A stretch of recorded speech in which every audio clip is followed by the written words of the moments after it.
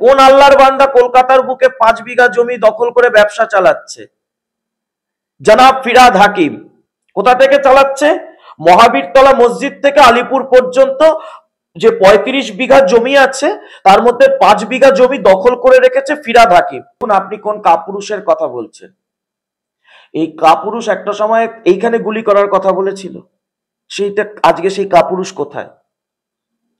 আজকে তো পুলিশ রক্তাক্ত হচ্ছে, পুলিশ লুকিয়ে কখনো দোকানে শাটার আটকে দিচ্ছে, কখনো পেট্রোল পাম্পে গিয়ে লুকাচ্ছে। আমতলার ঘটনা দেখুন, অভিষেক বন্দ্যোপাধ্যায় নিজের ডায়মন্ড হারবার, পুলিশ রক্তাক্ত, পুলিশকেই সেটা আবার বলতে হচ্ছে আমরা রক্তাক্ত, আমরা আক্রান্ত। Justice for West Bengal police, এখন আমাদেরকে স্লোগান চেঞ্জ করতে হবে, সেভ ওয়েস্ট বেঙ্গল পুলিশ। রাজীব কুমার, একদম কঠোর পদক্ষেপ নেওয়া হবে। কেউ কোনো ধর্মে বিলিভ করতেই পারে। কাদের বিরুদ্ধে আপনি কঠোর পদক্ষেপ নেবেন? কঠোর পদক্ষেপ নিতে হলে প্রথম আপনাকে সিদ্দিকুল্লাহ চৌধুরীকে জেলে ভরতে হবে। সিদ্দিকুল্লাহ চৌধুরী প্রথম দিন থেকে যে উস্কানি দিয়ে আসছে, যদি বাপের বেটা হয়ে থাকেন রাজীব কুমার, জেলে ভরুন। যদি মমতা বন্দ্যোপাধ্যায় তিনি যদি বলেন যে আমি কন্ট্রোল করি, গুন্ডা কন্ট্রোল করি, তিনি যদি সত্যিকারের গুন্ডা কন্ট্রোল করেন, এই গুন্ডাটাকে কন্ট্রোল করে জেলে ভরুন। এ তো বলে দিয়েছে পুরো দক্ষিণ কলকাতা ওয়াকফ, মানে তো মমতা ব্যানার্জির ঘর ওয়াকফ, তার বাড়ি ওয়াকফ, তার ভাই ভাইপোদের সমস্ত সম্পত্তি ওয়াকফ, যে 35টা প্লট ব্যানার্জি পরিবারের আছে সবটাই তো ওয়াকফ। তাহলে তাদেরকে, সেই সিদ্দিকুল্লাহ চৌধুরীকে কবে অ্যারেস্ট করছেন? আপনাকে আইনের ধারা বলে দেবো কোন ধারা অ্যারেস্ট করতে হবে? ক্রিমিনাল ইন্টিমিডেশনের ধারা জানেন? মাননীয় মুখ্যমন্ত্রী নিজেকে তো লয়ার বলেন। এই যে একের পর এক সাম্প্রদায়িক উস্কানি সিদ্দিকুল্লাহ চৌধুরী দিয়ে চলেছেন। রামলীলা ময়দানে শুভেন্দু অধিকারী 50,000 লোক নিয়ে রামনবমীর একটি অসাধারণ শোভাযাত্রা বের করেছিলেন। অসাধারণ শোভাযাত্রা, 50,000 লোক ছিল সেই শোভাযাত্রায়। শ্রীরাম স্বাভিমান পরিষদের সুরজ কুমার সিং এর নেতৃত্বে, আমাদের বিরোধী দলনেতা শুভেন্দু অধিকারীর নেতৃত্বে 50,000 লোক ছিল। আপনি বলুন তো, একটা কারুর গায়ে একটা আঁচড় পড়েছিল? 50,000 লোকের যে একটা মিছিল হলো, আশেপাশে প্রচুর মুসলমান ছিল ওই এলাকায়, এন্টালিয়া চত্বর আপনি জানেন। কিন্তু তার কাউন্টারে সিদ্দিকুল্লাহ চৌধুরী যখন নামলেন, কি পরিস্থিতি হলো? ঝান্ডা খুলে দেওয়া হলো, সনাতনের ঝান্ডা খুলে দেওয়া হলো।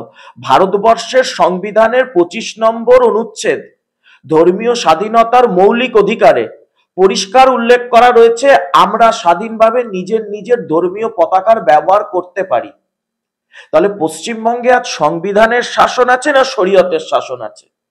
বাবা সাহেব আম্বেদকরের শাসন আছে না কোনো শরীয়তের জমিয়তে উলেমায়ে হিন্দের শাসন আছে?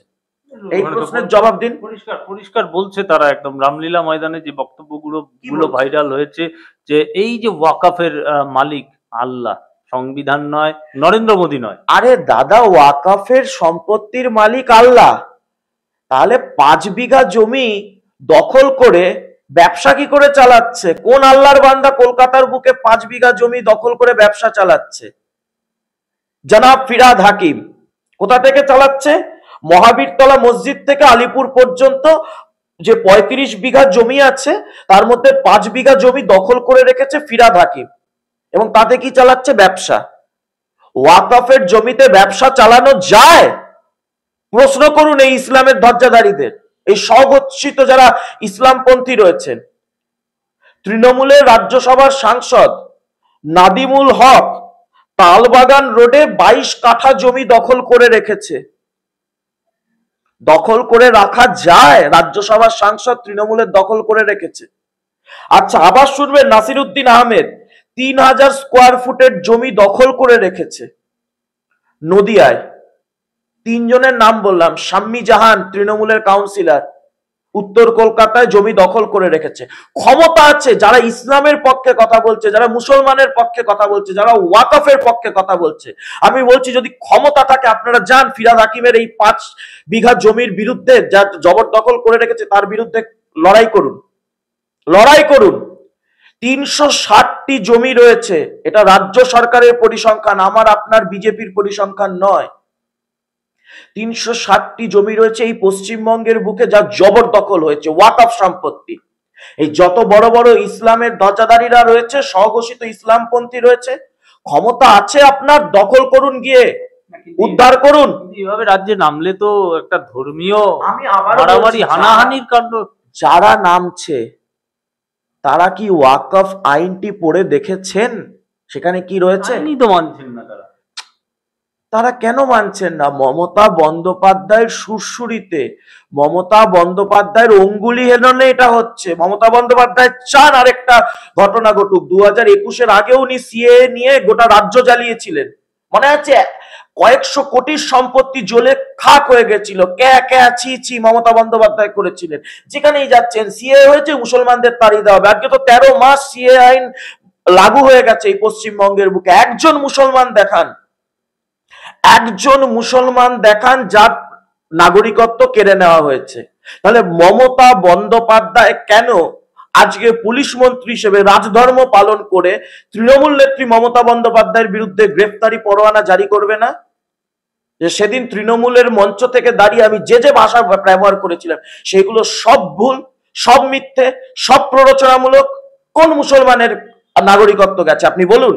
এই ওয়াকফ নিয়ে বলছেন মমতা বন্দ্যোপাধ্যায়ের আমলে সব থেকে বেশি ওয়াকফ সম্পত্তি লুট হয়েছে। কে বলছে? আমি বলছি না, সিদ্দিকুল্লাহ চৌধুরী 22শে সেপ্টেম্বর 2024 গত বছর নিজে বলছেন ওয়াকফের দুর্নীতিতে পশ্চিমবঙ্গ ভারতের মধ্যে সেরা।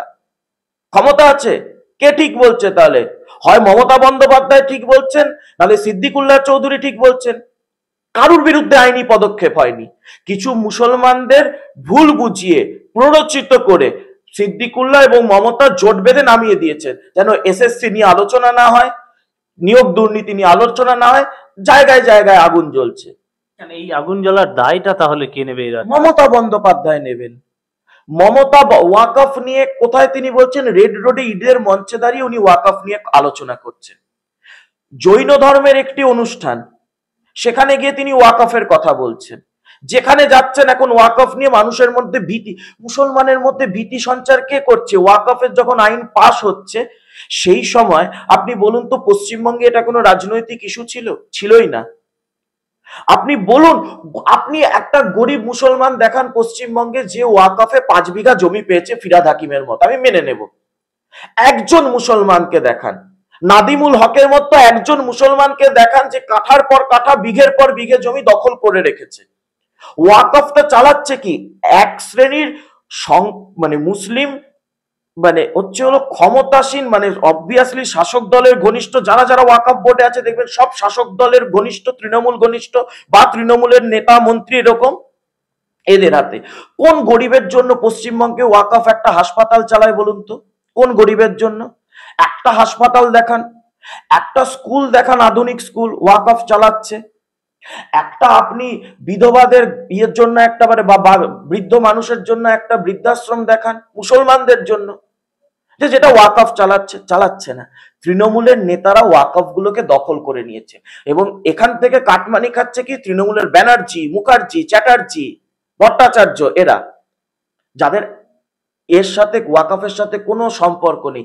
আমি তো বলছি দক্ষিণ দিনাজপুরে 18 জন মুসলমান বিধবার সম্পত্তি কেড়ে নিয়েছে ওয়াকফ, জবরদখল করেছে সম্পত্তি। মমতা বন্দ্যোপাধ্যায় বা সিদ্দিকুল্লাহ চৌধুরী দাঁড়ান গিয়ে সেই মুসলিম মহিলাদের কাছে যারা জমি হারিয়েছেন। গোটা ভারতবর্ষে 12,000 কেস রয়েছে যেখানে 3.5 লক্ষ মুসলিম ফ্যামিলি এফেক্টেড ওয়াকফের এই জবরদখলের দ্বারা।